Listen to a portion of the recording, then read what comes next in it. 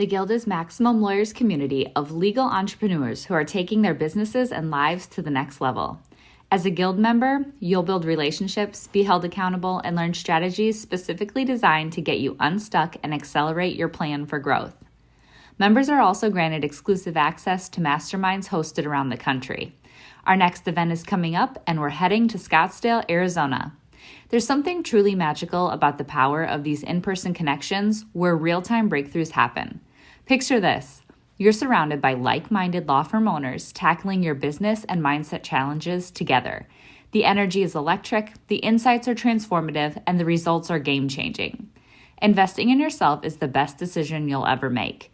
The knowledge, strategies, and breakthroughs you'll gain are priceless assets that will supercharge your practice and propel you forward. Join the Guild and secure your ticket to Scottsdale at the best possible price by visiting maxlawevents.com. Welcome to the podcast edition of Maximum Growth Live, the #1 program for lawyers who want to grow their practices. Each week, our hosts, Seth Price and Jay Ruane, tackle the fundamental questions about how to grow the profit and profitability of your law firm. To watch the program live, submit your questions, and hear the latest episode, tune in every Thursday at 3 p.m. Eastern on Facebook for our live show. Maximum Growth Live is a production of Maximum Lawyer Media.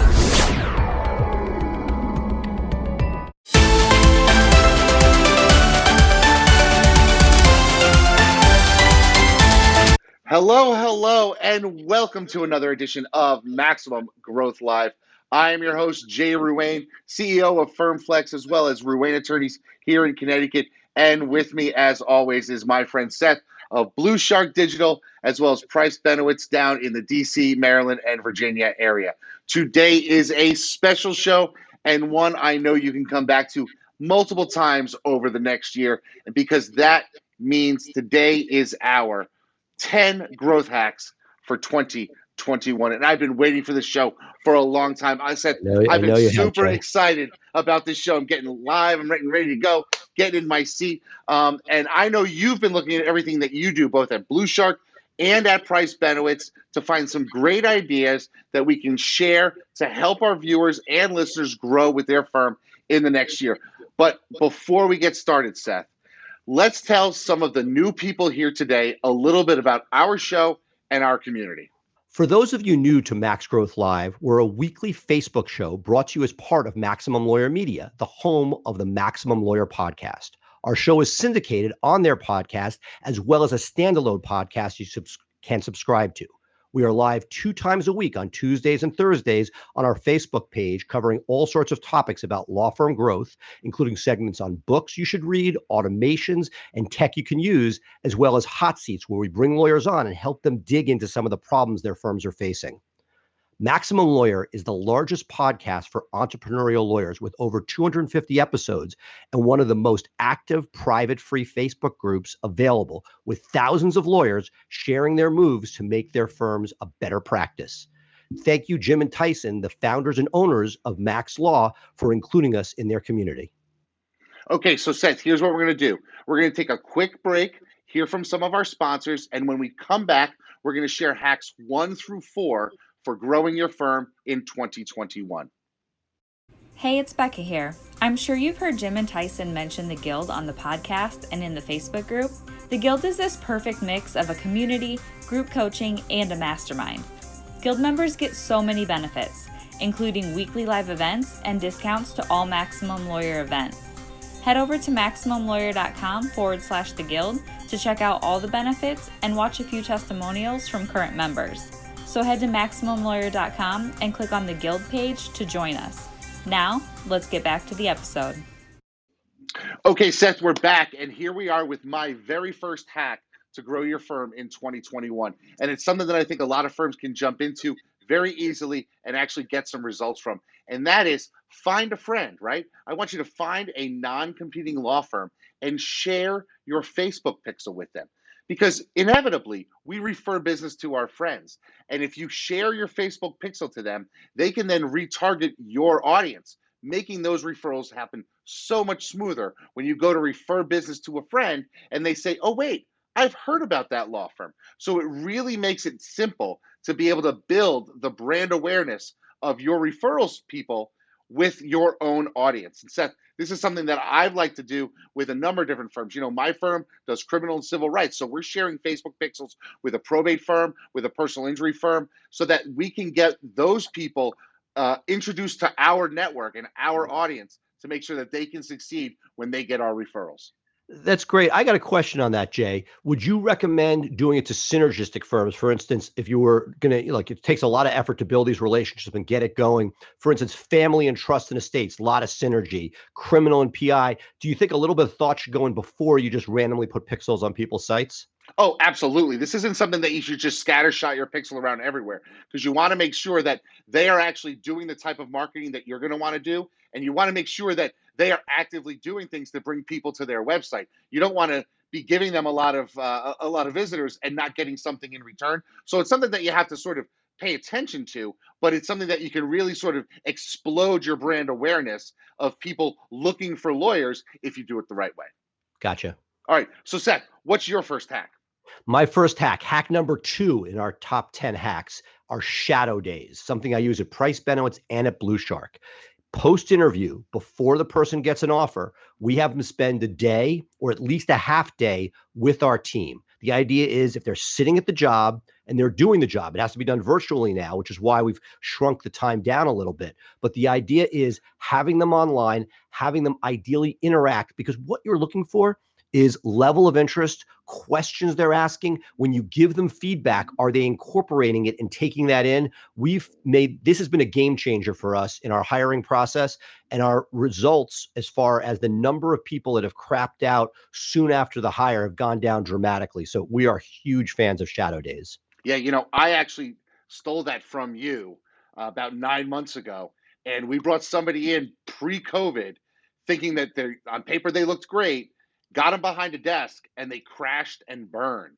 And somebody who didn't look so great on paperwork, kind of interviewed well, came in and rose to the occasion. And so we were able to make a very clear hiring decision based on somebody actually being in the job. And so thank you for that. It saved me when we were going through all this stress during COVID, because we had somebody who we knew we could count on and didn't have to worry about the crash and burn as you transition to a new workplace model. Absolutely. I'll throw something out from a prior episode on the undercover billionaire. Had they done a shadow day, would they have saved themselves a lot of heartache during those very stressful times out at the rain-soaked barbecue fest? So the idea being the person who interviews well is not always the person who's going to do well under pressure. And that's what we love to suss out. Yeah, that's really good. Okay, let's get to my second hack number 3. And that's something that I really want people to think long-term about. And that is targeting a cohort and owning that segment of society. So what I want you to do, and this is what I'm going to explain, it may take a few moments. What I want you to do is recognize that there are opportunities for you to grow with people as they age. And one of the things that you can do amazingly so with digital media and digital marketing is to carve out a niche among a certain group of people. Maybe you want to tackle people that are age 20 to 30, or maybe you have a trust and estates practice and you're looking 40 to 50. What I say is grab that group and age with them. So this year, you're going to target people age 40 to 50. Next year, you're going to be targeting people ages 41 to 51, and be everywhere for this small segment of the population. Don't try to be everything to everybody. Be a very big fish in a very small pond and be there. And of course, if you're doing this, make sure you use age-appropriate pictures in your ads and that sort of thing. And you can really become the lawyer that this particular age group knows, likes, and trusts. It's funny. The ADHD in me is kicking me in a direction with this, because I'll take that and say, I think that hack is applicable in lawyer networking. I know when I started to network with much older lawyers thinking, hey, they got a ton of business, they could take care of me. What I found was that those lawyers had their own catchment group, and it was almost impossible to break into. Again, I'm sure everybody has an example where they have, but that if you are to network with your catchment group, your generation, and age with them, I found the ROI on time as far as networking and case referrals was much harder it was much easier if you stayed within that finite period rather than sort of tilting at windmills and going after the mega players. Great, not saying you shouldn't do it, but realistically, the success we saw was people staying within that 10-year radius of their years out of school. I love that. So it's really hack 3A and hack 3B. So we gave you two there. Okay, Seth, give us your fourth hack, and then after that, we're going to take a quick break, and then we'll be back with 5 through 8. Hack number 4, plant seeds. So those of you who know me know that I love SEO, right? SEO doesn't happen overnight. It takes time. When you first launch a site, it's in a sandbox. It takes forever for Google to recognize the site. I love the idea of every once in a while launching a site. Get it, put it on WordPress. We all love going to GoDaddy and buying domains. That's easy. Just, sort of cheaper than like a drug habit, I guess. But buying domains is great. But take one that you realistically think might be something you'd want to do in the future. Not right away, but the best time to plant the tree was yesterday. Put the site up. Get cheap hosting, get a cheap, WordPress site, put 10 pages of content. You don't even need a phone number on it. Just let it age, let Google get used to it. And then one day when you're sort of like, hey, I'm thinking about moving into this, you have an asset ready to go. I'm not pretending that this is going to be worth millions overnight, but it's a lot easier to start with something where it's already been seeded and Google is used to it than if you decide, hey, I want to move into this practice area and you're starting, from no movement. You're starting in the blocks rather than with a running start. I really love that. And it's one of the things that, I think you're right. I kind of needed a 12-step program for buying domain names. Yeah. At one point, I think I owned about 1,000 domain names because I would have an idea and I would buy a domain name, and then that would be it. I would just scratch that itch with buying a domain name, and it was getting costly. I mean, we're talking $10,000 a year in renewal fees for just my domain names. I had to cull that down and get rid of a lot of bloated expense there. But that's a phenomenal idea to sort of start something up small and then come back to it in a couple of years. I think you had an example of a practice where you just happened to stumble upon an old site of yours, right? Tell everybody about that. Yeah, sure. Going to the beach this summer, we were going to a socially distant beach vacation, and we're driving around the DC Beltway, and sitting there on my phone, the wife is driving, and I Google injury lawyer, and I had forgotten that I had built a secondary site. We put so much emphasis into Price Benowitz that we had a secondary specialty site that happened to be based in that neck of the woods where we had an office. And all of a sudden I'm driving around and this thing popped and I'm like, oh my God, we have an asset that I had forgotten about. We're going to, took it, put it back on stage and got it cleaned up. And all of a sudden there's another viable bite at the apple in a competitive market that I never would start today flat-footed. But the fact there's already something in it, I'm like, that's pretty cool. Yeah, it's one of these things. You put multiple lines in the water. At some point, some fish is going to come by and grab onto one of those lines. And it's a lot cheaper, doing this, right? We talk about your habit of buying domains. Guilty. I finally am thinning out my nonsense domains this year. I felt very empowered, but I feel like it gives you an opportunity. Jay, I've given you some flack about it, but you have all these great ideas. It's a limited amount of resources to go in. And if you decide you really want to do it, it's there, but it gives you a way to sort of funnel that energy for an aspirational idea, which you can then, rather than like starting the practice and figuring out, hey, I really didn't want to be doing it, it gives you time, that 45 days, or in this case, I recommend longer, letting it sit 9 months and then figuring out, do I still really want to do it? And theoretically, you'll be in a position where if you do, you now have an asset that's worth something. All right. So that was top 4, right? We got our first 4 hacks there. I guess I could say we got 4A and 4B. 4B might be log into your GoDaddy account or wherever you buy your domains and maybe take them off auto renew if you're not going to be actually using what we did this year. Look, and also, well, I'll make it 4C, which is, this is something I talked about a lot, but that in theory, the Google is reading. They're a registrar. They know how long domains are registered for. I recommend any meaningful domain, at least 5 years. Why not 10? Have it locked in. If it's your mothership domain, why is this year to year where you might forget about a credit card, have a crappy admin and lose a domain? You hear about those horror stories. 10 years ideally 5 years minimum. It's been said to be a ranking factor. Don't know how true that is still, but why not? If it's a possible ranking factor and you want to make sure you don't lose it, maximize it. Oh, Number two. I know firms that generate $1 million a year off of their digital marketing and have let their domain name disappear because nobody was paying attention to it. So great advice. Okay, let's take a quick break. When we come back, we'll have 5, 6, 7, and 8, our growth hacks for 2021. We'll be right back. In this world today, if you want to grow your business, you want to grow your firm, you want to take on more cases and make a bigger impact, you have to have a digital blueprint. Statistically, throughout the time that we've been working with Blue Shark Digital, our law firm, the Atlanta Divorce Law Group, grew over 1,400%. Seth and his team have years of experience in this area. Blue Shark is truly a part of the firm, so I don't consider Blue Shark any different than the employees in my office. Okay, Seth, we're into the second segment of our 2021 growth hacks. And here we go with hack number 5. And this is one of mine that's been working for a number of friends and myself here in Connecticut. And I want everybody to be able to try it out. And that is creating an Ask a Lawyer group on Facebook. And here's what I mean by that. But a couple months ago, almost a year ago now, I approached a number of people who I regularly refer business to and who regularly refer business to me. We all have different practice areas. I've got personal injury lawyers, probate lawyers, family lawyers, and the like. And so what we did is we decided to combine, create an Ask a Lawyer group and promote that to the public. Because one of the things that's most difficult for the public to do is actually overcome that hurdle of reaching out to a lawyer and saying, hey, I have a question I need answered. Because they're afraid to do that. They know it's going to be expensive, and they don't quite know how to go about it. So we said, let's use the... It's so funny, Jay, this tried and true technique. When I first left big law, I went to make my millions in the dot-com bubble. U.S. law had a very similar chat with a lawyer function.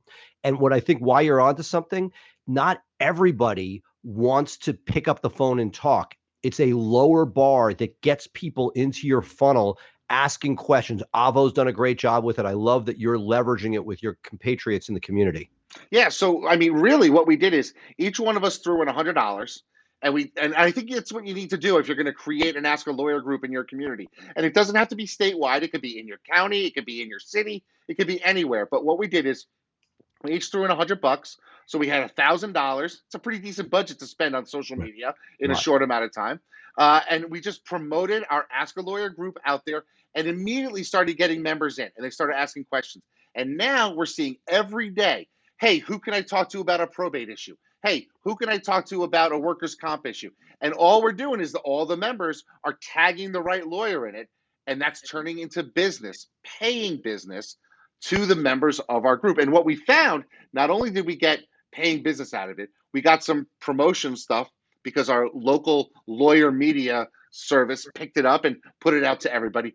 We got a lot of lawyers wanting to join the group because they love the idea. They didn't come up with it on their own. But really what we're able to do is provide a service to the community and allow people who have that one-off question, hey, what do I do about this? What kind of lawyer should I talk to? We're giving them the answers, and it's creating a dynamic in the group that people are able, and it's great too for getting reviews because a simple question you can answer for somebody, and you do that and then send them a message saying, hey, can you give me a review?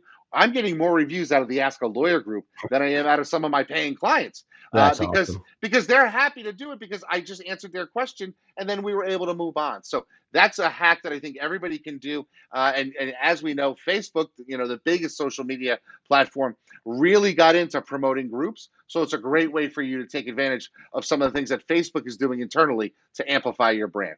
What's your next hack?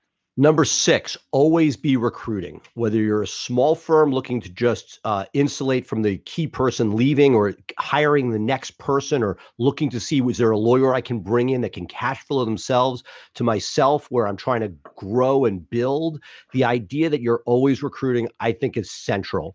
I've gotten to the point where I have an in-house recruiter. You may not be there yet, but the idea that you're casting lines into the water to see, hey, can I upgrade? Can I add another person? Because we've talked a lot on the show. When should you add another person? By the time you're sort of underwater, it's too late. You want to have that pipeline of talent. And for many positions I hold, I intentionally plan on attrition If we have an intake person that's going to last for 2 years and we have 12 of them, that means that I need at least 1 to 2 people a quarter coming on board. And I think that as you start to look at and be realistic about how long employees stay, we want everybody to stay for life. But if you, as you scale and you have 10 employees, people will be leaving with some regularity, hopefully not a lot, but the idea that you're recruiting means that you're in a strong position. It also means when somebody sort of comes to you and wants a massive raise, you have leverage, not in a bad way, but in a way that you can stay at market. You know what market is. And you also know, hey, there really isn't a lot of talent out here. I better get this person some more money because I need to keep them versus, hey, the market is flush. I don't want to lose people. I don't want turnover, but it gives you an idea of how you should be paying, which I think goes a long way. Yeah, I really like that. And, I took that from your, a discussion we had months ago, years ago now. And we were able to bring somebody on part-time. It quickly morphed into a full-time. And actually, we brought them into FirmFlex and actually helped create FirmFlex out of a hire because we were recruiting for something that we thought we needed. And it worked out, and it's continued to grow, and it's growing by leaps and bounds, and it's wonderful. And I think one of the other things that you do if you are always recruiting is that you're showing the legal community that you're in growth mode. And there's an old saying that families in this country are either rising or they're falling, right?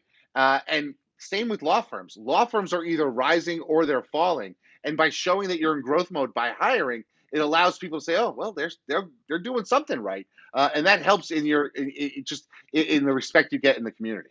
No, absolutely. I'll leave you with one thing. We'll call it 6B, is that when you're recruiting, I know there's a lot of people, you put out an ad, they have to FedEx you a letter that's been, written in 3 different colors to show that they're following directions. That's great. But there's so much serendipity. If you have an ad out for a receptionist and you end up getting a kick-ass paralegal, you mean be like, hey, I'm getting close to needing a paralegal. This person looks perfect. We right now are in the middle of a hiring place where somebody was being recruited as a PI lawyer. They sent in their application. We look at the resume. It's screaming family law. We're like pivoting there. And the idea is that happens more than you can believe as we've scaled, that people apply for one job. And as long as you have a good team looking at it or yourself looking at it, you're going to be able to identify talent as you did with your FirmFlex person, that people may be coming in. They need a job, but you know where they can fit based on their experience. Yeah, it's one of those things where like the college recruiter sees the kid as a wide receiver and not the quarterback that he's played his entire life. And then next thing you know, he's in college and he's breaking all sorts of records because there's talent there. It just was maybe misapplied or not seen by the right people. Well, or look, I'll take it the opposite, which is the guy every rock star in college is coming out as the quarterback. It's the guy who says, okay, you would be on the bench for the next 4 years as a quarterback, but I can use you here because you're an amazing athlete. You were the best athlete on the field. And that's the sort of yin yang that I love. Yeah, I love it. Okay, next one up. We are going to talk a little bit about a hack that we've actually started using very aggressively here in my office, and it's turning into something that makes a difference to our bottom line. And that is using digital media. So we're taking 6-second ads and we're running them not only on YouTube, because you can do a 6-second unskippable YouTube pre-roll ad. And really, 6 seconds is enough to tell people about your brand and what it is that you do. If you're just looking to get volume of impressions, you're saying, hey, look, for us, we're speeding ticket lawyers. And that's all people need to know, that lawyer exists and I can search and I can find them. But so we're taking the 6-second ad and we're running it on YouTube as an unskippable bumper ad. We're also taking that same 6-second ad and we're running it on Facebook as a video ad. And you say, wow, you could run so much longer as a video ad. Why would you just run 6 seconds? And here's why. The average person watches about 5 seconds of a Facebook video ad. If you show them a 6-second ad, chances are they're watching 75, 90, or 100% of that ad. And Facebook rewards ads by pushing them more if people watch more of them. So you're telling Facebook, hey, I've got this ad out here and people are watching 90 to 100% of it. Show this more, please. And Facebook is saying, well, if people are watching 100% of it, it must be engaging people. So What I recommend doing is get a 6-second ad, run it as an unskippable bumper, and also run it as a Facebook ad and build your brand that way. That's awesome. Love it. Yeah. Okay, Seth, what's your next one? Number 8. For me, the challenge is I'm a people person. I go to conferences, I meet people, I take lunch with, people say, hey, you should meet so-and-so. I take a lunch. I'm sitting on the sidelines of soccer games, and I see parents who work for a law firm. We get to talking. I collect business cards here, right sitting at my desk, stacks of people I need to get back to. I counted the other day. I have 17 shoe boxes of business cards. So what is the hack? The hack is, how do you take these contacts and get it so it's systematized using the J world? How do I take all the people I meet and make sure I stay in touch with them? So I use an assistant at the office, and every time I go to a conference or I meet somebody new, I take a picture of the card or cards and I send it in. And that there's a protocol that's followed. They're added to my LinkedIn, Facebook, if applicable, added to our newsletter list. And in a perfect world, a personal note is sent out saying, great to meet you, with an additional business card that they can then, that'll be right in front of them when they're sitting at their desk. It is something that I believe about 75% of could be done with overseas virtual assistants. And you got to be careful. Anything you're doing with a personal note, you probably want to be a little more circumspect and have something domestically doing. But the idea being that all the people that you meet, it's great that you meet them, but like dating or any other analogy you want to use, it's, do you stay in touch with this person in some way, shape, or form? And so while Jay is trying to stay top of mind with the general public, to me, this is the way you stay in top of mind of somebody who you've broken bread with, you've spoken to at a cocktail party. How do you make sure the father who does a non-competitive area of law that you meet on the soccer field stays in touch and remembers you? You think a lot of yourself, but what are the odds they're going to remember you when they need you? And that only happens if you're popping up on LinkedIn, if you connect on Facebook, if they're getting your newsletter. Those are the touch points. Make sure there's a system in place and not just left to happenstance. I really love that. You know how I love systems, but nothing is more of a dagger in the heart than when you run into somebody 6 months later and they say, oh, I had a great referral for you. I sent it to so-and-so. I forgot to send it to you. I wish I would have remembered. There is nothing that is more heartbreaking than that to me in the context of legal operations. And so your way of systematizing it really, I think, resonates with me. And I'm sitting here thinking this is something that I need to sort of create a system for, yesterday. So here's what we're going to do next. We're going to take another quick break, hear from our sponsors again. And then when we come back, we're going to wrap up the show, top 10 growth hacks for 2021. And let's do that right now, Seth. We'll be back in a few minutes. And then when we come back, we'll wrap up the show, have a little chat, and we'll send people on their way. Sound good? Sounds great. Awesome.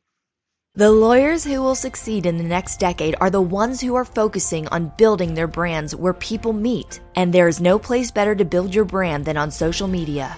With the FirmFlex DIY social media plan, hundreds of lawyers like you are using social media to build their brand and become the one lawyer in their community that people know, like, and trust. By spending even just 5 minutes a day on social media marketing, you can engage with hundreds or thousands of people in your local community who will need your services. By cultivating a network of followers, you build a book of business that you can market to the next decade and beyond.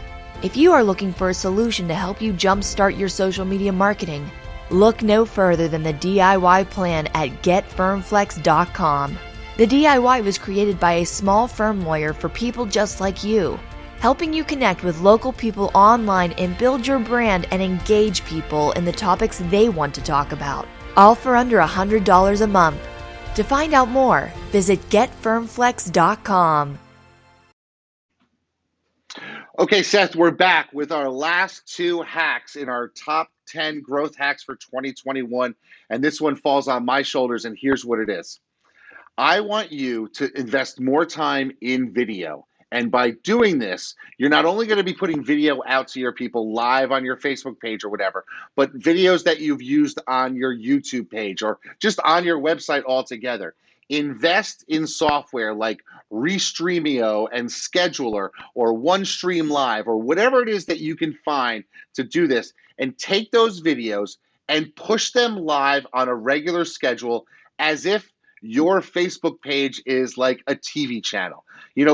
Facebook has a love of live video, and people tune in to live video. It's amazing to me if I go live on my Facebook feed, how many people will pop in and see what I'm doing live, right? There's just something about that little blinking red live thing going on that gets people to stop what they're doing and pay attention. So you can take pre-recorded videos that you've already set up, evergreen content, and use these services to push them live on a regular schedule. So you can have your Monday morning minute about trust and estates, and you always broadcast the video. And how many of us everywhere have 100, 200 videos that we've put together, or even 10, and just roll them out regularly on a schedule. Use a VA to do the scheduling for you so it's not taking up your time, but just put that out there so more and more people see your video. They get used to seeing you talk on camera to them. They feel comfortable with the concepts that you're talking about. You're giving them knowledge. You're being that Johnny or Joni Appleseed, just giving away knowledge, which I think is so important for us as lawyers. And I think it's a way for you to build your brand online very simply, very easily. So that is my last hack for this episode. That's great. Well, my last hack, number 10, is a fundamental, but I think one that's worth repeating: negative keywords for PPC. AdWords are getting more and more expensive. And one of the ways you can get a better ROI is making sure you're not paying for clicks you don't want. So there are basics like pro bono, free information. There are things you can do that can help sculpt your campaign. But looking at what keywords you're getting, and then having a system a la Jay in place so that there is a protocol to make sure that you are constantly on a regular systematic basis adding those negative keywords in, because without it, PPC is already such a thin margin. And then if you're not taking advantage of this very easy to use basic fundamental component, then you're just leaving money on the table and frankly may not be able to get ROI to continue. So that I love PPC when it works, and it's going to work a lot better and a lot longer and get you much better ROI if you're taking advantage of adding to negative keywords on an ongoing basis. Absolutely. As I always tell everybody, a negative keyword is a positive thing. And one of the things I'm going to take this a little further, and something that we did with our negative keywords is we actually went so far as to create lists of all the other states that we don't service. So we have a negative keyword list of 49 other states. Yep. We took the top 100 cities in the country, because I don't need somebody typing in Dallas DUI lawyer because they got arrested on a business trip and winding up with me, right? I need Dallas, and they wouldn't have typed in Texas necessarily. So I took all these major metropolitan areas, made that a keyword list. I went so far as to take the top 100 baby names, and then took out our lawyers and put those baby names up as negative lists. You spend more time on your negatives, you will make more positive Absolutely. impacts on your pay-per-click campaign without a doubt. Absolutely. So, woof. I feel like I just ran a marathon. We were going a million miles an hour, but Seth, that is 10 phenomenal hacks that people can use to grow their firm with systems, with marketing, and really accelerate their growth in 2021. And I'm loving what you shared. Some really good stuff in there, and stuff that, when you think about it, you need to focus on them to make sure you are doing things the right way. So Seth, let me ask you, I gave you, we didn't talk about these hacks in advance. So what was your favorite hack of mine? Well, I think the hack that I want to do first is the ask a lawyer. And you know what? Rather than do what I'll normally do, which is say I'm going to do it and not do it, I'm retaining FirmFlex. So I expect a retainer in the next 24 hours because I want somebody to put this together for me so that it's done and I don't need to worry about it. It's going to take time. It's going to take budget. But if I try to do it myself and add it to my to-do list, may or may not happen. It's going to happen a lot more easily if I can outsource it. So I choose to use FirmFlex, and can't wait to see the proposal. Awesome. So for me, my love of systems. And I think for me, the best hack that I'm going to implement, and I'm going to implement it before I even leave the office today, is go through and create a system for post-contact follow-ups. And one of the things that we've been doing is we actually took our CRM and we're integrating into it now the API for a company called Handwritten. And Handwritten sends handwritten notes out to people by way of an API, so you can automate that.